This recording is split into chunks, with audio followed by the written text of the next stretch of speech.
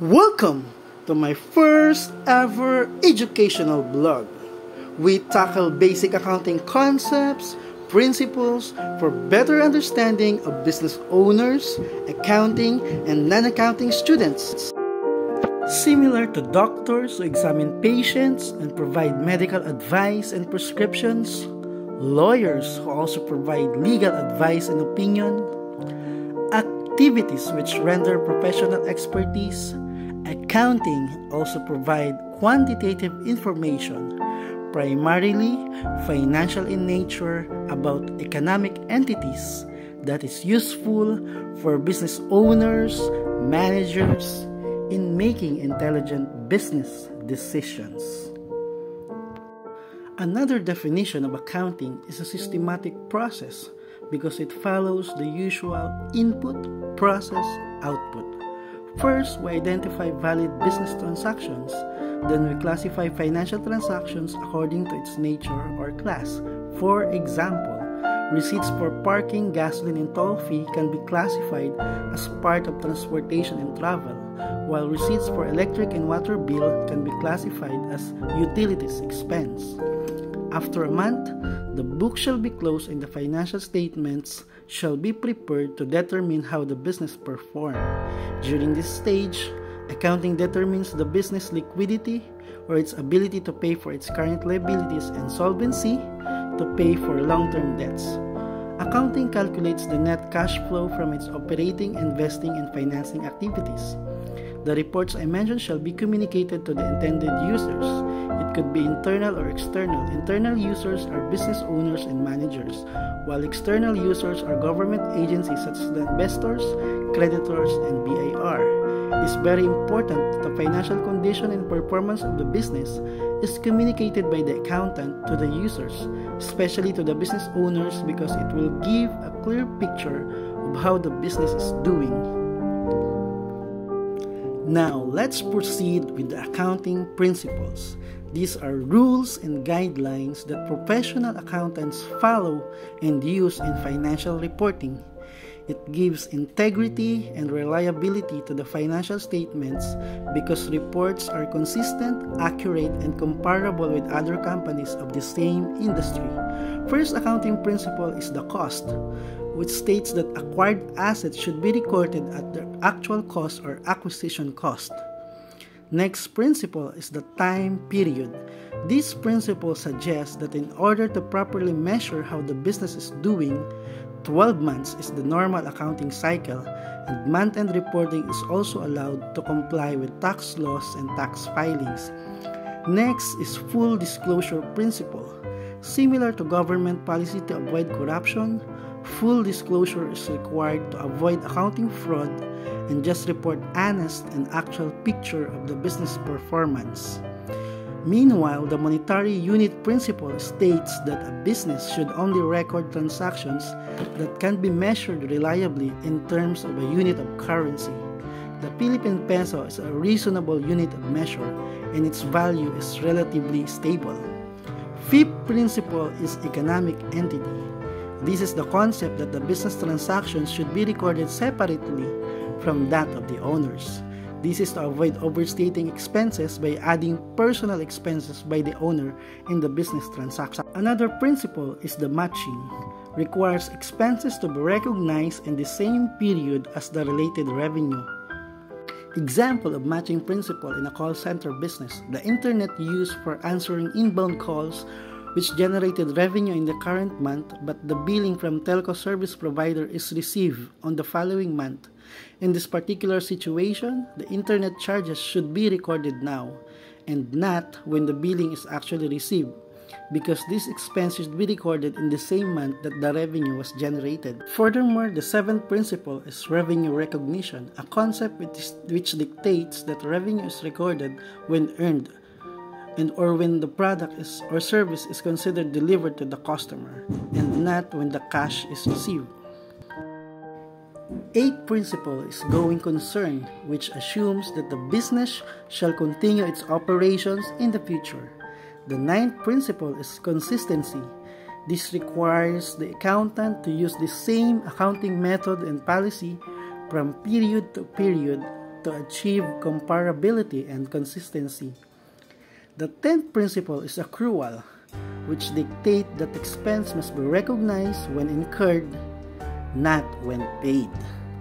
Conservatism, also known as prudence concept, which emphasizes that if there is uncertainty in recognizing gain, you should not record the gain.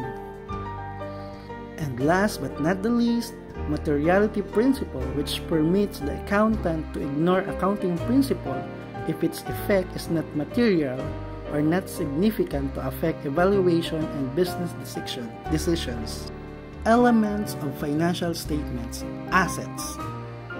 In other words, these are company property or resources owned by the company. Next is the liability. Liability is actually a obligation arising from past events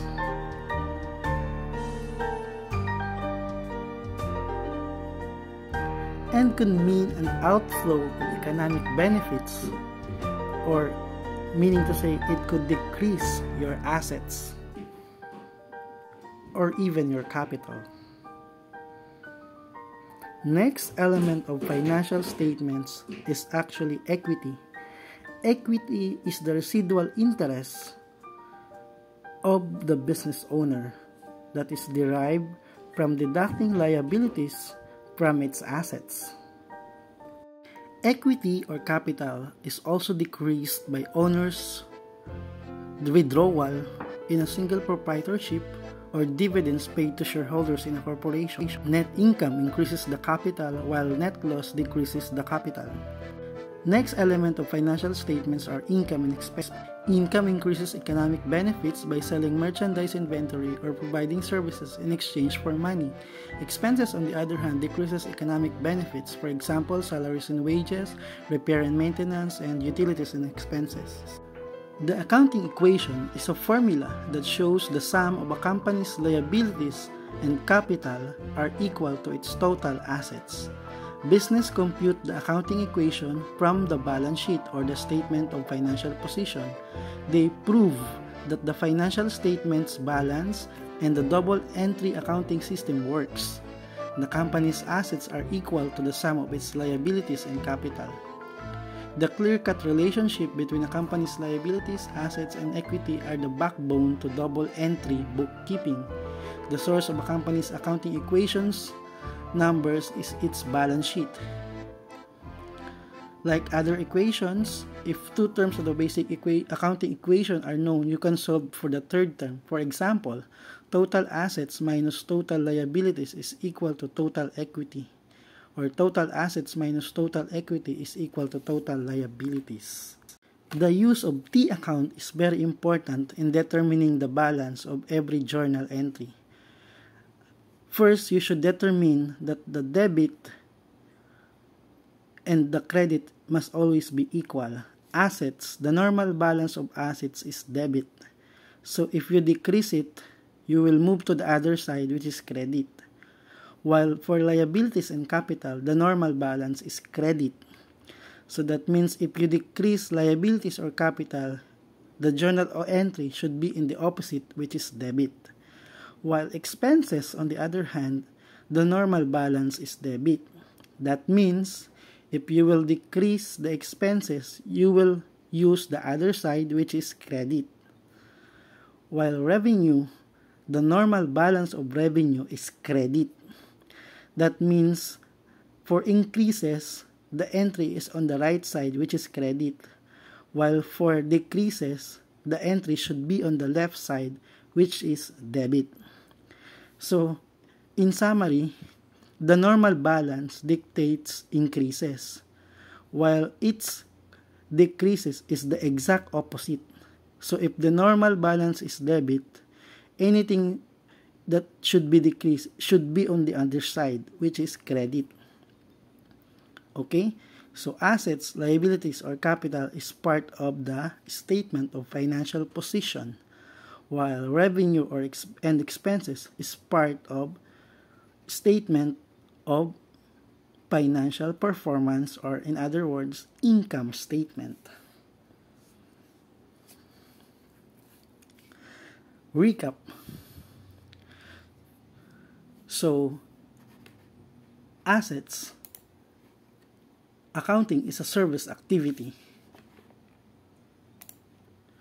The elements of financial statements are assets, or the resources owned by the company, liabilities, or the financial obligations, equity, or the residual interests from the assets, revenue, and expenses.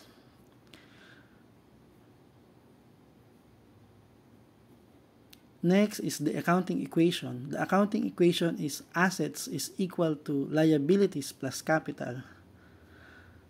The normal balance determines increases. So for assets, since the normal balance is debit, anything that should decrease assets should be on the exact opposite, which is credit. While for liabilities and capital account, the normal balance is credit. That means if you will reduce or decrease liabilities in capital account, you should debit it. So exact opposite. Okay? So we now proceed with my actual experiences from the outside real world. So accountants determine financial risk and tax exposures, possible fines and penalties from failure to file any tax return on time. So be very careful. You should have a list of every tax deadlines. Another thing is, not everything that is taught from the school is followed in the actual practice. If there is a pressure from your boss or the owner to underdeclare revenue to lessen the tax due, make a stand and recommend actions which are compliant to tax laws and accounting standard. When your boss or the owner did not follow your recommendation, don't be discouraged. Bear in mind, you did the right and ethical